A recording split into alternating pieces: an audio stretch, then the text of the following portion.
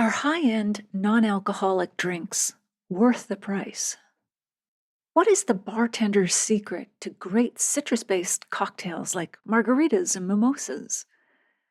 How do bartenders redefine a crafted cocktail without alcohol?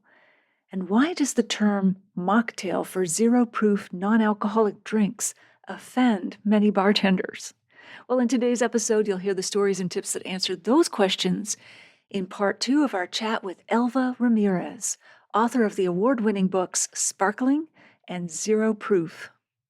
By the end of our conversation, you'll also discover why bartenders at Dante in New York used burrata water instead of egg whites in a Champagne Ramos cocktail, the biggest mistakes home bartenders make with bottled juices, why large blocks of ice make better punch than cubes, how America's long-standing tension between loving alcohol and fearing its effects continues to shape drinking culture today, what the infamous Rains sandwich was and how it exposed loopholes in New York's early drinking laws, how public temperance pledges connect to today's dry January social media posts, why the U.S. Army went completely dry in 1917 and how that decision paved the way for Prohibition, how Seedlip, the first distilled non-alcoholic spirit, transformed modern bar culture, and why Elva believes opting out of drinking should feel as natural as any other dietary choice.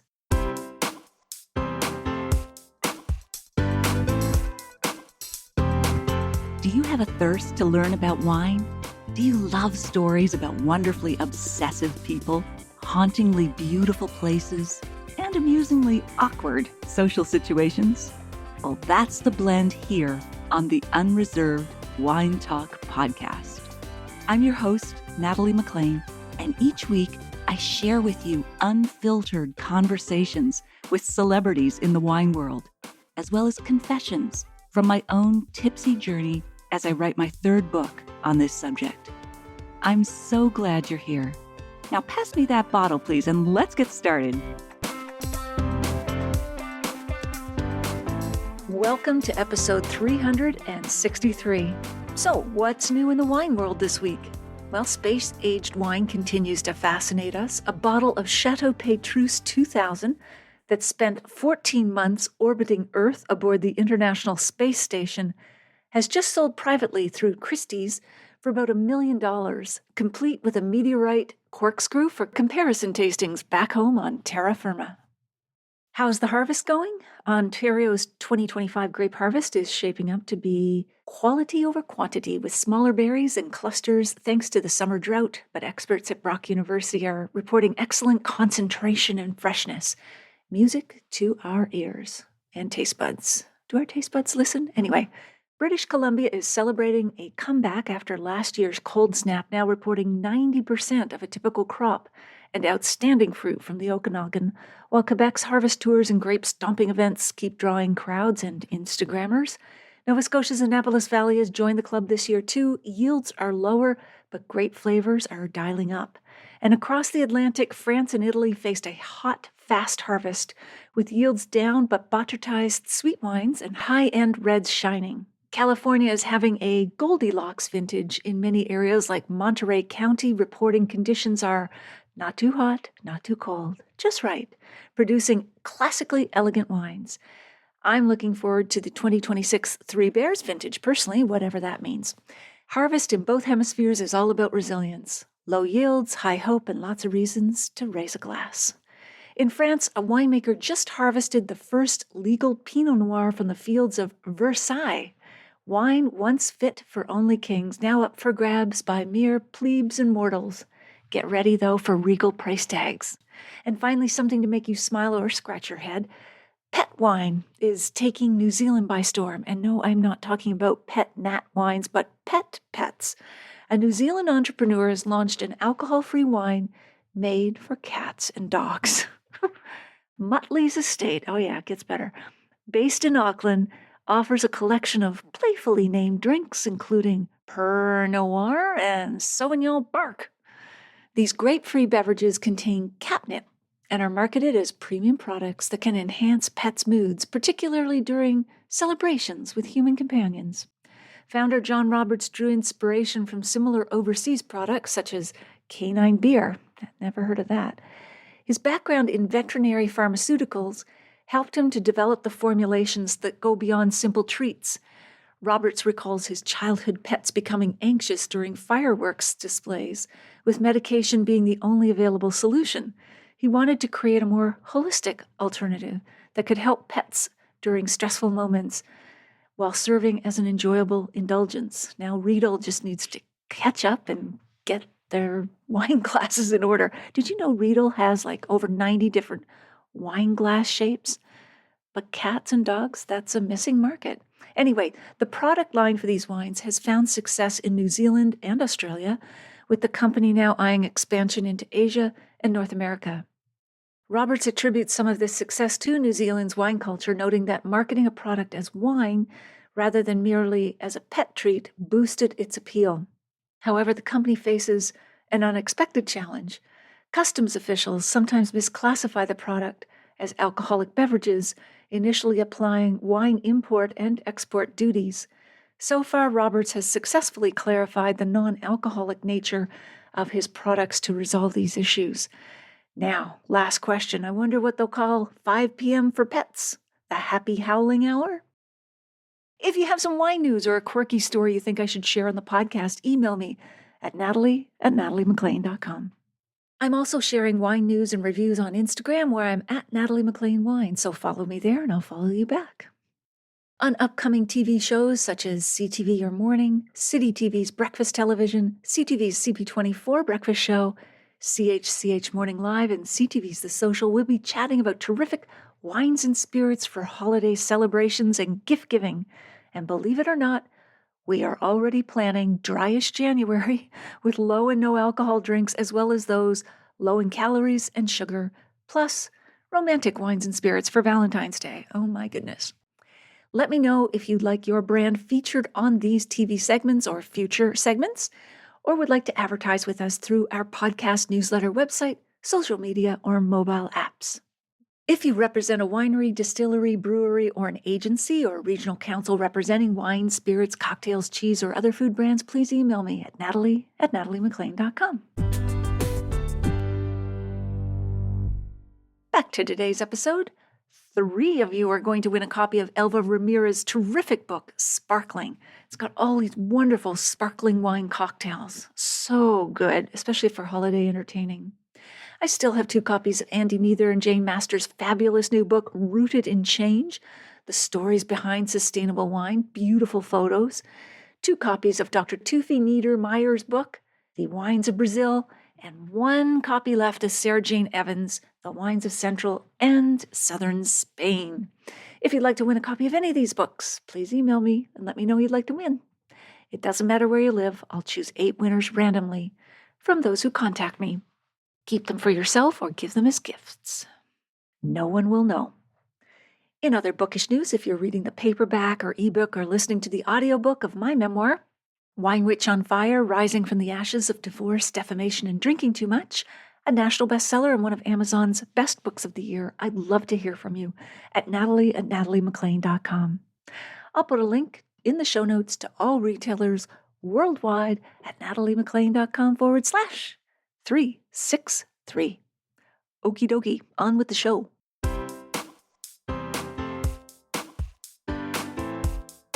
I found this fascinating. You suggest using burrata water instead of egg whites in the cocktail Champagne Ramos. What inspired this substitution, and how does burrata water, the soft cheese burrata, the water that it's usually stored in, create a meringue-like fizz? It sounds divine. It's lovely. So this drink comes from Dante. Egg whites have been used in cocktails for a very long time because just like in baking, if you whip them up, they froth and they have this really lovely body. When you shake up the burrata water, it acts like an egg white. In other words, it gets frothy right away. It has body. It gives the drink a real lovely silkiness. I think if I were doing this, it'd be less wasteful than going through a bunch of eggs, because if you're just using the egg white, maybe you're not using the yolk kind of thing. Or maybe someone doesn't want eggs, but they can still have the burrata water. Yeah, so this is just an example of how really talented bartenders will just look around and find inspiration from all sorts of different materials, maybe beyond what we're used to thinking about. They really are chefs, drink chefs, cocktail chefs. Like, they are mixing flavors and ingredients. That's fantastic. Now, you write that citrus juice, especially lemon and lime, is volatile and has, I did not know this, a window of 4 to 12 hours, which seems to contradict what a lot of home bartenders do or think. Maybe they're not thinking about it. What happens to citrus juice after 12 hours? Can you actually taste the difference? Oh, yes, you can. Yeah, so this is Bartending 101. Any fancy bar will have their fresh juice, and then they will either toss it the next morning or they'll find a way of reusing it in some ways. Like you can use old juice to make cordials, for example. What happens is the flavor compounds in citrus break down. It goes off. You can taste the difference between a fresh lime juice and then lime juice that's been sitting around for a few hours. Different bartenders will say, oh, for me, my cutoff is 4 hours. Someone else might say, okay, it's more like 12. But regardless, it's not a day before, and it's definitely not like an entire day. So my tip is, if you're throwing a party, for example, let's say you're making margaritas or you're going to make mimosas, for example, and you're squeezing these things fresh. When it's people coming over, I'll do everything I need to do to get ready for a party, clean the house, clean the kitchen, batch the drinks. By the way, if you're ever hosting a party, batch your drinks ahead of time, but all the liquors together, not the juice, just all the liquors, have them portioned out.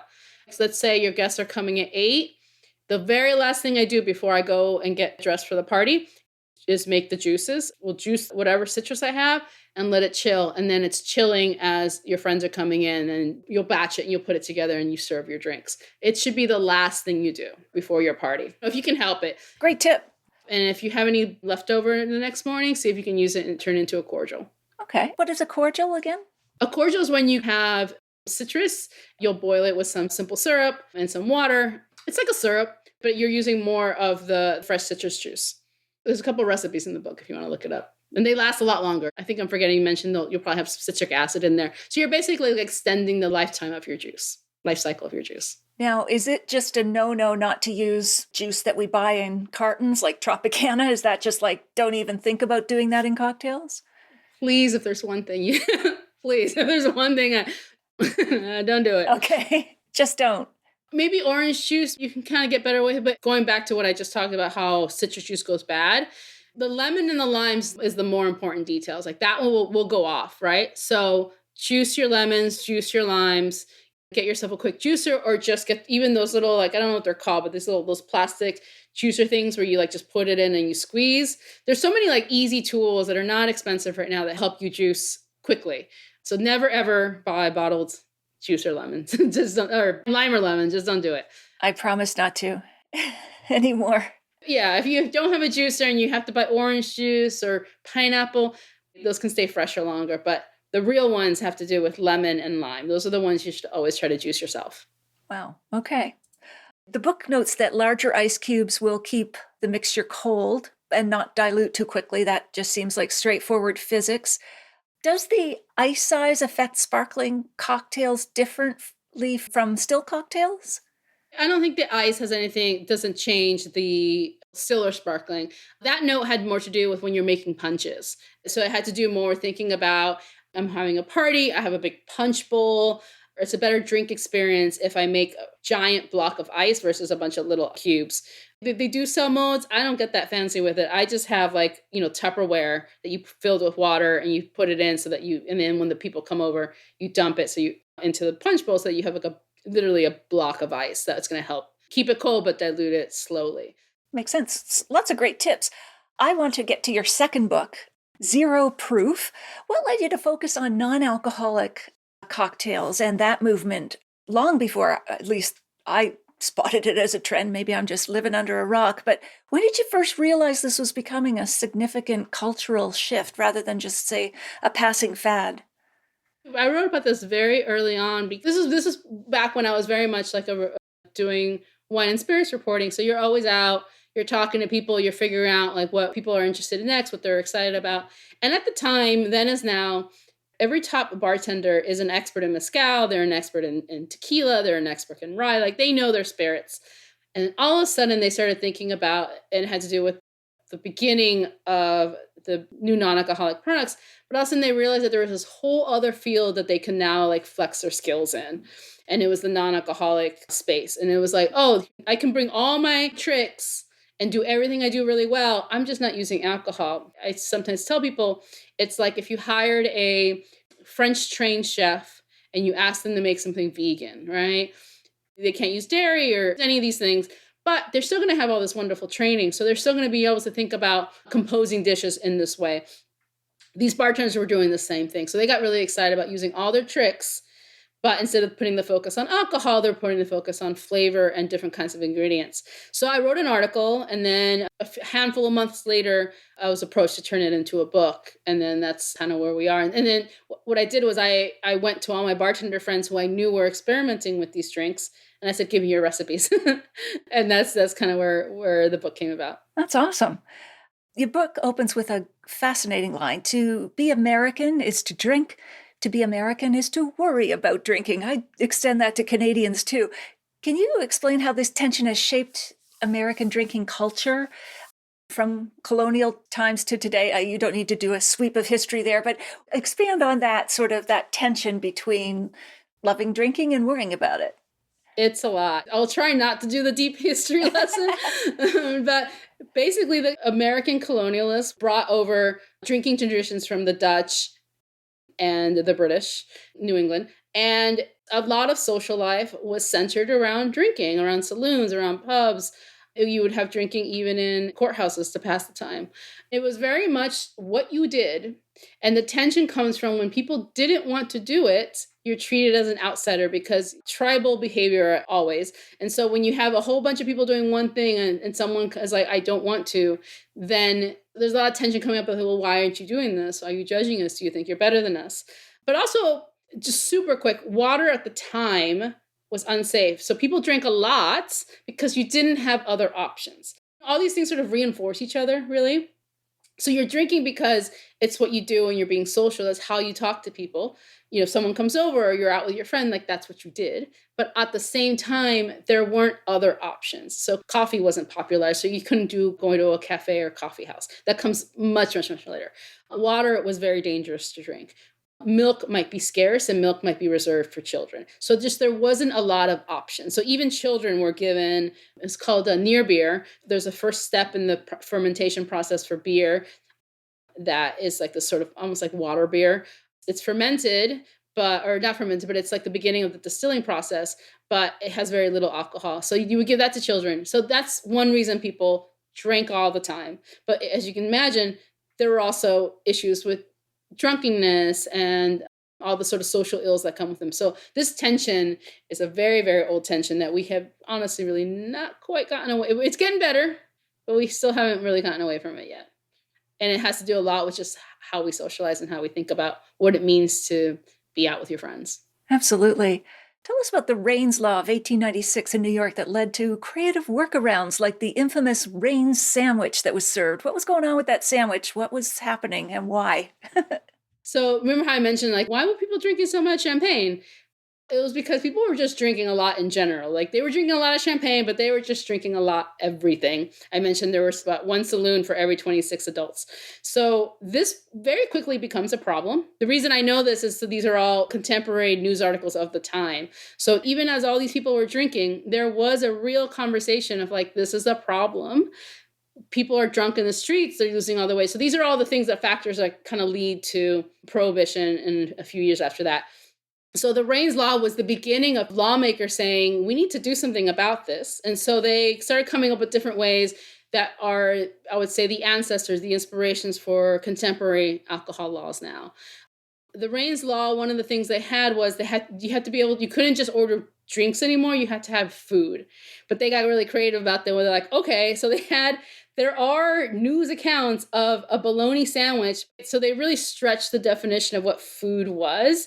So they had one where it was just like plastic meat and plastic bread that just sat on the table and people were like, that's food.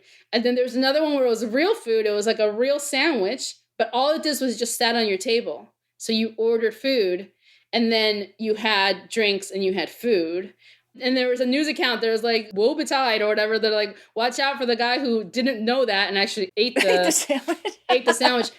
You might not know this, but during New York in the pandemic, right as things were coming out, as the bars were shut down, and then they started to reopen again, and they were being very careful about, what you can do and what you couldn't do when you went out to bars. I remember this came back in a way where they're like, I forget what time this was. I want to say like late 2020, give or take, but it's definitely pandemic era when bars were allowed to open, but they had to serve food. It was the return of this exact law. I saw it here in New York City. And the way bars got around it in 2020, where they're like, here's potato chips, here's your drinks. Yeah. And they're literally like, you have to, like, it was an extra fee. They're like, you have to buy a hot dog or potato chips. And then that counted as serving food. And I remember my friend and I went and we had one hot dog between the two of us, but then had like 5 drinks. That sounds like a good ratio. Yeah, we had a bar up here who was serving, your drink order would come with 1 cracker. That's where all that comes from. It was because of these laws. Yeah, because they couldn't trust people not to just drink a lot. And that's how people got around it. And the concept of signing the temperance pledge, like to give up alcohol, dates back, you say, to at least 1637. How did this practice evolve into modern movements like Dry January? And what was the psychological power of such a public declaration? I mean, do you see connections between taking the pledge and now people on social media announcing they're doing Dry January? Anything there? Oh, yeah, there's a direct link there. And I think it comes with just basically holding yourself accountable. Like the language, the way we describe it now has changed, but the idea is very old, which is you say publicly, I'm going to do this, and you say it basically for yourself, but you're saying it so everyone around you hears, so that they will then say, hey, you said that thing, you're not going to do it anymore. Another effect of that is also finding community. So if I say out loud, I'm not drinking this January, and someone hears me or my friends see it on social, and they're like, oh, me too. Let's go for a bike ride or whatever. Like, let's hang out together and support each other. So it's a couple different things. It's holding yourself accountable, finding community, and letting people be able to respect what you're doing. But how we're doing it is new in terms of social media and having these really organized movements. But people have been doing it for a very, very long time. And the reason I feel like that this developed, this idea like saying this out loud and being a very public statement, comes from what we were talking about a couple minutes ago, this tension where, oh, you're not drinking, that's weird. This is a real kind of, how should I say, it's a real reaction. It's a real result of that tension of when people don't drink, there's something up with them. For a long time, if you didn't drink, it was assumed you were sick or pregnant, or you had an alcoholic problem. Like, it was never sort of seen in a good light. And so part of people speaking up and saying, I want to do this, it's my choice to do this, is trying to really kind of take that power back and reframe their choices as something positive, as something empowering. So all these things are all intertwined. Both of these things don't exist without the other. Yeah, fascinating. You write also that the U.S. Army went bone dry in 1917, making it the first and only war where American troops were asked to stay sober. What impact did the military prohibition have on paving the way for national prohibition? And I'm thinking those poor soldiers in the trenches and couldn't even have a drink. Oh, my God. They took that from London. That sort of started in the British Army first, actually. But it comes back to that era. People were drinking too much. That didn't come, that idea of like we have to make the troops be sober didn't come from nowhere, because there were documented cases of soldiers being completely drunk on the job and it having real impact across different activities that went on. So it wasn't like people woke up one day and were like, we're not allowing the soldiers to drink anymore. It's because they can't handle it. They're literally messing up. They can't do their jobs. And so that was the first and only time that happened. But what that did was, it was, again, another example of the national conversation about people are drinking too much and they can't handle it. Once the Army went dry, it was only a matter of time that it did sort of set up all the checks and balances that led to prohibition. I will say that it's believed that the spirits at the time were stronger. They were drinking stronger, higher proof spirits than what we drink now. And even the wines, for example, were sweeter. They had more sugar in them when they were produced. So the contemporary palate, like us right now, probably wouldn't like the wines and the spirits that were made in the 1890s, where they just had a lot more sugar. And so that, I think, contributed to a lot of people getting drunker faster. And there's a lot of also deregulation. You were getting a lot of adulterated, like basically like bathtub gin type situations. That happened in Prohibition too. But even before that, there was just like not a lot of oversight into how these things were made. So people were getting sick for all sorts of different reasons, which is why you're having both a cultural backlash with the temperance movement, but also the lawmakers kind of coming in and being like, hold up. There's overlap too in that the temperance movement eventually gets elected to office and then they start enacting their agenda. But it's not coming out of nowhere. It wasn't just that they were like, no one have a party. It was a real menace to society. It was, Yeah, I can understand that. Multiple bartenders in your book express their extreme disdain for the word mocktail. Can you explain why this word has become so controversial or disdained in professional bartending circles? Yeah, I personally, look, if you want to call it mocktail, I'm not going to correct you. I'll let you have it.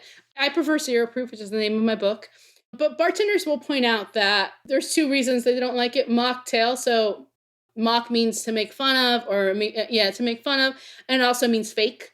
And so what they don't like is mock in terms of to make fun of. They don't want the consumer at any point to feel like the consumer is making a lesser choice or the consumer is not being seen in their choice when they're choosing to have a non-alcoholic drink. And then in terms of fake, they don't like that either because they're saying we put as much effort, if not more, into making these really beautiful non-alcoholic drinks. There's nothing fake about them. Going back to the analogy of a chef who's asked to do something vegan, a bartender who's asked to make a non-alcoholic drink is still going to put all their know-how, all their skills into making something really beautiful. It just might not have whiskey in it, but it's still going to be very beautiful. Sure, that's totally understandable. Seedlip launched in London, UK in 2015 and sold out. Its inaugural Selfridges, the department store, ran out almost immediately. What made this non-alcoholic distillate different from everything else that had come before? Why did it resonate so powerfully? Maybe you can tell us a little bit about what's in Seedlip. Is it made from sort of botanicals, herbs, spices, that sort of thing? Seedlip really hit on something that was really missing in the market because the way Seedlip is made is, yes, it has botanicals, but there's a couple different expressions, so they're all slightly different. One is a little more vegetal, and some are a little bit more herbal or fruity. They're different expressions, but what Ben Branson did is he doesn't drink. He found a distilling book from the 16-somethings, and in that book, which is a very early book about distilling, there was a recipe to make a non-alcoholic distillate. So Seedlip was the first non-alcoholic distillates that was made in the same way that you might make gin, for example. It's just, you just change the process slightly, you stop it before it becomes alcoholic. And so when Seedlip launched, here was something that approximated the complexity of an alcoholic spirit that you can then use as a mixer in place of. It was very much like, you don't need to use gin, you can use this. It's going to have some of the same herbal, earthy, vegetal qualities as gin, and it will still elevate your bar drink. So it was just an instant hit because all of a sudden it was like, we've never had this before. This is so exciting. So when Seedlip launched in the UK, about 2 years later, it came to the US, it came to New York. That's when the bartenders I was around started using it. That's when I noticed it, and that's when I wrote about it in about 2017, I think, 2017, 2018. That was very much what kicked off the beginning of my research for this book. It was really like, wait, no one's ever done this before. Like, there was nothing else before that really kind of set the bar in that way. Wow, fascinating. So you note that making good business sense, restaurants and bars can show off their skills. We've talked about this. You put in just as much care into making zero-proof cocktails as they do those with alcohol, and they can charge more for a drink that represents their ethos. I mean, the alcohol is often one of the more expensive ingredients inside cocktails. How has the pricing and economics of alcohol-free cocktails evolved? They're getting more expensive than they were when they started. And I think that's fair. There's a real conversation that's happening among consumers being like, why am I paying $16 for a non-alcoholic drink? But what you're not seeing is all the work that happened 3 days before to get you that drink. And some really top bars really put special effort into, they're really pushing the conversation forward in terms of what a drink can be. So they're doing things like cooking things like sous vide. They are drying things. They are making their own tinctures. They're making cordials. It's not just here's some fresh orange juice and soda water. Like, they're really making building blocks for drinks in the same way. Usually the same things are going to be used for an alcoholic drink, they're also going to be used those same ingredients. For a non-alcoholic drink, you're just leaving out, the liquor. But so there's a lot of work and effort that goes into it. And also if you're working with things like, I know alcohol can be expensive, but so is fresh produce. And so especially if it's out of season or whatever it is. So it can be as expensive, especially in terms of labor, because like I said, some of these processes will take hours. There was a pop-up, White Lion, Silver Lion, one of the lions did a pop-up here in New York a few years ago. They took over a space in New York for about, I think, a month or so, 3 weeks, something like that. It was absolutely beautiful. It was very special. Every single drink was priced the same, including the non-alcoholic. Every single drink was $18. And I was like, this is it. This is how you do it. And then they kind of walked me through some of the things they had done. They had like 2 different versions of how they did plums, for example. And one of the versions required like a 3-day prep. So what you're seeing when you're getting an expensive non-alcoholic drink is really a lot of effort that people are putting in the kitchen before it comes to the bar. Sure, that makes sense. Nearly 60% of UK consumers switch back and forth between alcoholic and non-alcoholic drinks. You write, how has this statistic changed how bars think about their customers? Maybe that's just obvious that it's an expanding repertoire of alcohol-free cocktails, wines, and spirits. Yes, they call it zebra striping, where you drink one on, one off.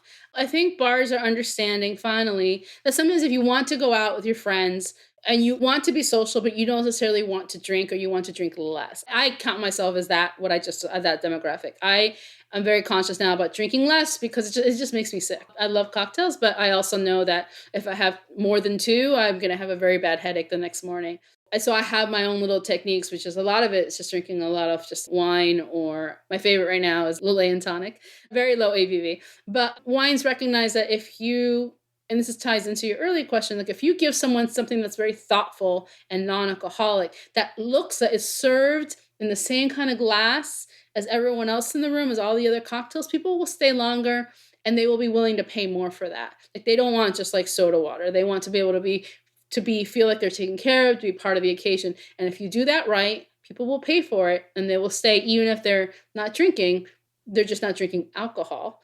But if you give them that option, it just means another revenue stream, especially if you have something that's very thoughtful, as opposed to making someone feel like they're imposing if they don't want to drink liquor that night. Or if they want to have, they want to start with a martini, but then switch so that, they can stay out longer for the rest of the night and they know that they can be fine for their next morning meeting or something like that. Sure, that makes total sense.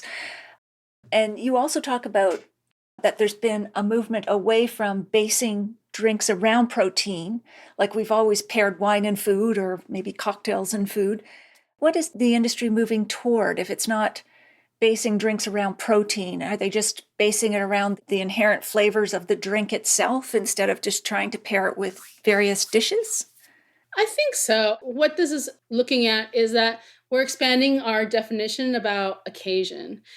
What happens in food movements is very much influenced cocktails. So drinks is just a couple steps beyond what's happening in food. So the acceptance of vegan diets, gluten-free, all these diets means that people have become more aware. They want more choices. Like if you go to a cafe, you now expect to see a couple of different milk options, including dairy, but also almond and soy, right? So with that mindset, that's now transferred into cocktails. So that influences how we're making the drinks and some of the ingredients available that we're using in cocktails, but also the occasion. These are very rigid constructs as like, you have to serve this with that. You can only do this in the morning. You can only do this at night. That's all falling apart. And I think we're seeing a lot more almost like playfulness and creativity in how we're serving these cocktails. What are we having them with? Listen, during the pandemic, when we were all shut down, I went through my library and I'm like, I'm having champagne today. I'm bringing my best friend over. Why? Because it's a Tuesday afternoon. Why not? Do you know what I mean? And so that mindset just means I can have champagne right now if I feel like it with my friend, not because anyone's getting married or anyone graduated, because we feel like it. Absolutely. Yeah, and I think that idea inspires kind of everything just across the board. I just wanted to mention some of the creativity with these zero-proof cocktails. They're really creating like an alcohol-like complexity. Maybe I shouldn't even compare it to that. But the Clumsy's bar team in Athens created the non-alcoholic Negroni requiring 4 different infusions that were combined. Why is it so challenging to replicate the complexity of a Negroni without alcohol? And for those who don't know, maybe you could just briefly tell us what a Negroni is. Ah, the Negroni is a very classic cocktail. It's very famous. It's 3 parts, equal parts gin, Campari, vermouth. It's very bitter. It's not a beginner's drink, let me tell you that. It's a bartender's favorite, but it's absolutely wonderful. And the Negroni Spagliato, which went viral a couple years ago, is the Negroni plus sparkling wine. It's beautiful. Why is it hard to replicate something like a Negroni in non-alcoholic drinks? Alcohol is a solvent. It hits your mouth differently and it carries flavors differently. And so when you're working something with it that's non-alcoholic, it's hard to kind of just get that feeling. And so that's why you have to then come around and try different techniques to try to amplify the flavors that you're working with as much as possible. So what that recipe is, we're making 4 different they're kind of like teas basically with different ingredients. And so all 4 of them in some ways are trying to replicate. One's kind of more very bitter. It's going to be like a little bit of the Campari. One of them is going to be a little like very vegetal. It's a little bit more like the gin. So when you put them all together, it's going to get something the complexity of the Negroni. And that's a really high bar, really, in terms of the non-alcoholic world. Trying to get a non-alcoholic Negroni that is as good as an alcoholic, that to me is the highest bar. Because it's easy to do something that's sweet, but doing something that's bitter and complex, it's a really high bar. There is a brand called St. Agreste's that does have a phony Negroni that I absolutely adore. And I actually prefer... Phony Negroni, I love it. Yeah, it's served in these little bottles. I prefer their non-alcoholic version to their alcoholic versions. It's just absolutely delicious. So that's why. So, trying to get bitterness in a good way and earthy vegetal in non-alcoholic is kind of the highest bar you can reach for in zero proof cocktails. That's awesome. So with Sparkling and Zero Proof, your 2 books that we've been talking about, is there anything you've discovered since that you would like to add to a future edition of either one or both? So I wrote Zero Proof very early in the beginning of the non-alcoholic movement. And there are some products in the book, but not a lot, only because they weren't out when I was writing the book.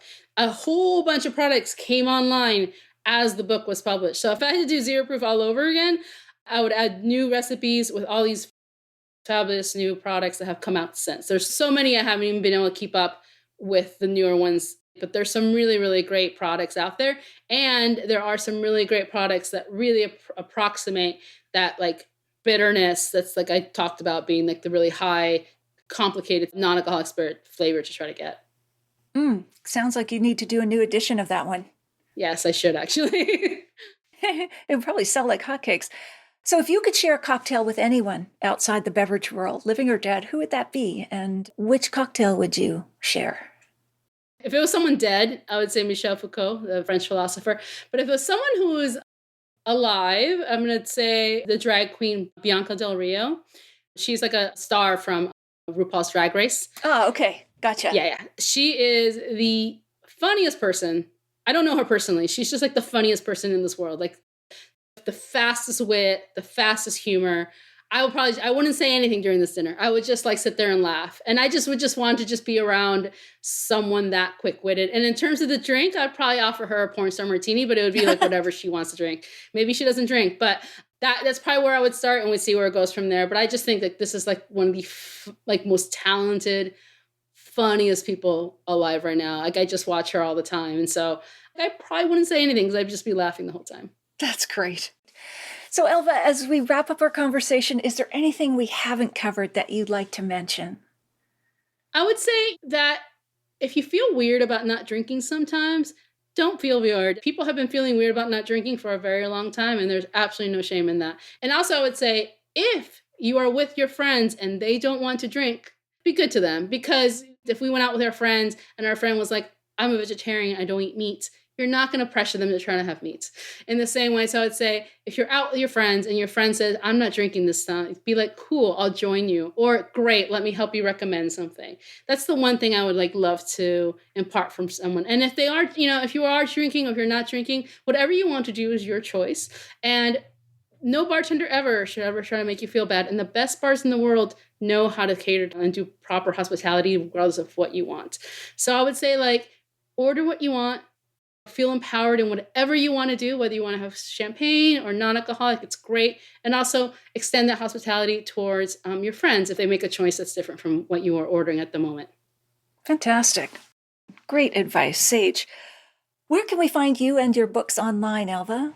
I'm online. I'm on LinkedIn. I'm on Instagram. My Instagram profile is private, but I have a zero proof Instagram, which actually is doing quite well. Here's the zero proof one. I will say I've been terrible about my sparkling Instagram. It's kind of not alive right now, but maybe this is what I'll get to get people to follow me. But this is sparkling.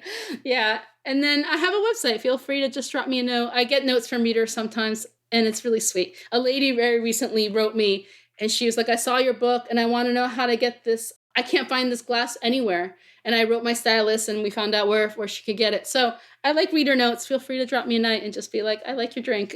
I mean, it's always nice to hear. Yeah, absolutely. And we'll put all the links to you and your books in the show notes. And if anyone wants to contact Elva, you can reach her through me at natalie@nataliemclean.com. Elva, thank you so much for this. This is absolutely wonderful. I feel like we just skimmed the surface of your two books, but I wanted to cover them both because you bring such a dynamic and interesting perspective to it. You've got the history, the culture, and then the practical tips of making something delicious. So thank you so much. It was such an honor speaking with you. Thank you so much. I love the enthusiasm. I love the questions. I hope it answered as much as possible. Absolutely. If you're ever in New York City, please let's go get a champagne cocktail together. Oh, I would love that. I would love that. A porn star martini. Let's go get a porn star martini, girl. Yes, please. I promise you will love it. Oh, and by the way, in the book, there is a recipe for the classic porn star martini, but there's also a recipe, courtesy of my friend Matt Risen, of a clarified porn star martini. It takes a lot, I'm telling you, it takes a lot of work. But it's absolutely worth it because once you put in like 2 or 3 days of work, I swear, I'm sorry, but because you clarify it, you just put it in your fridge, it's going to last forever. So that anytime someone comes over to my house as a welcome drink, I give them a little porn star martini. Clarified. Oh my goodness. It's fabulous. Okay, Elva, I'll say goodbye for now and thank you again. Thank you. All right, cheers.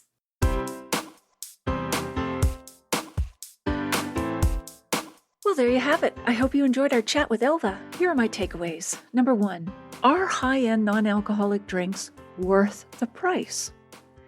Well, as Elva says, there's a real conversation happening with consumers these days. Why am I paying $16 for a non-alcoholic drink? But what you're not seeing is all the work that happened, say 3 days before you get the drink. And some bars put special effort into what these drinks can be. They're cooking sous vide, drying ingredients, making their own tinctures and cordials. It's not just, here's a splash of orange juice and soda water. They're building different foundations into these drinks. And the labor can be the same or more. And fresh juices, as we know, can be expensive, and fresh ingredients as well. Number 2, what is the bartender's secret to great citrus-based cocktails like margaritas or mimosas? Any fancy bar, she says, will have fresh juice, and they will toss it the next morning, or they'll find a way of reusing it, like in cordials, because the flavor compounds in citrus break down and go off really quickly, especially in fresh lime or lemon juice that's even been sitting around for a few hours. I did not know that. Wow. Some bartenders, their cutoff is just 4 hours. So her tip is, if you're throwing a party and you're making margaritas, squeeze those fresh lemons and limes last. Number 3, how do bartenders redefine a crafted cocktail without alcohol? Well, this is really a creative challenge for bartenders, Elva says. If you take out the alcohol, then you still have to create balance. So what are you going to add in? And they're doing lots of interesting experiments using teas and ferments. She was really fascinated by the whole movement, and so am I. And number 4, why does the term mocktail for zero-proof alcoholic drinks offend many bartenders? Elva says if you want to call it mocktail, she's not going to correct you or hold it against you, but she has talked to many, many bartenders who say they prefer zero proof, which is the name of her book. Mock, and I have to agree with her, means to make fun of. It also means fake. Bartenders don't want customers to feel like they're getting a lesser choice when they get a non-alcoholic drink. They're putting just as much effort into it, sometimes more, And there's nothing fake about these mocktails. I shouldn't even say it, should I? About these zero-proof cocktails. So getting back to the analogy of a chef who's asked to make something vegan, it's not like they're going to denigrate that with a term that dish is somehow lesser than. If you missed episode 224, go back and take a listen. I chat about alcohol-free wine, savoring champagne, and synthetic wine with Stephen Lane. I'll share a short clip with you now to whet your appetite. Every sommelier wine lover should have a champagne saber. Yes. This is a serious-looking dagger. It's not terribly pointy. It's just a beautiful way to open champagne. There is a trick to it, though. The bottle must be a champagne bottle because it's thick. It must be cold as possible so it's brittle and the champagne doesn't fly out. You just got to be very safe when you do it. I've never had an accident, but if you go on TikTok or YouTube or Instagram, you'll see all sorts of disasters. So if you try it, just be very careful, do a bit of research, and make sure you do it properly. Yeah, actually, don't try this at home. There is a technique, of course. You have to find the seam of the glass going up the side, and you're looking for the structural weakness in the glass. So you really do have to know what you're doing.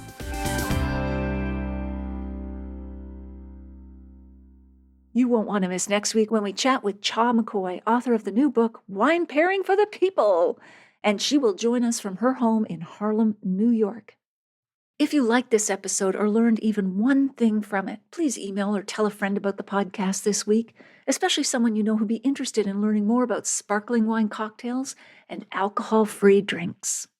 It's easy to find the Unreserved Wine Talk podcast. Just tell them to search for that title or my name, Natalie McLean Wine, on Apple Podcasts, Spotify, their favorite podcast app, or they can listen to the show on my website at nataliemclean.com/podcast. Email me if you have a sip tip question or if you'd like to win one of 8 copies of books I have to give away. Please take these off my hands. They're really beautiful books, all of them. Gorgeous pictures, maps, etc. Christmas holidays are coming. I'd also love to hear from you. Your thoughts on this episode, or if you've read my book or are listening to it, email me at natalie@nataliemclean.com.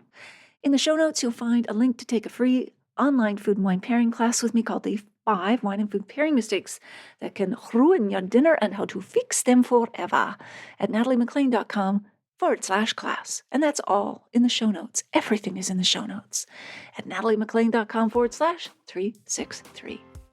Thank you for taking the time to join me here. I hope something great is in your glass this week. Perhaps an alcohol-free wine that tastes terrific.